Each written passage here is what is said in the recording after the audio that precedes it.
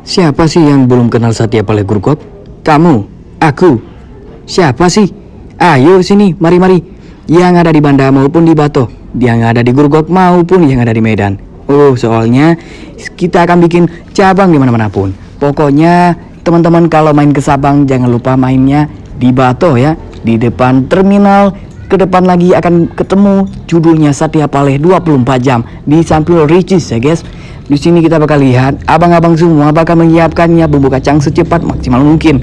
Pokoknya buat tamu-tamu semua pokoknya udah duduk pasti udah siap seperti para ratu dan para raja. Gimana nggak sih, daging-daging di sini cukup besar banget. Tidak bisa dibayangkan dengan ukuran pensil maupun penggaris. Buat teman-teman semua, pasti teman-teman semua punya lidah yang tak bisa dibohongi. Rasa ini benar-benar top banget. Sotonya bikin rasa rempah banget. Buat teman-teman semua yang sudah pukul 9 udah habis penuhnya dalam sebuah restoran seperti ini. Saya aja tidak bisa menyanggupi bahwa dalam satu hari itu bisa menghabiskan 300 kg daging sapi yang cukup lembut, yang dimana para tamu terus berdatangan maupun dari mana daerah pun.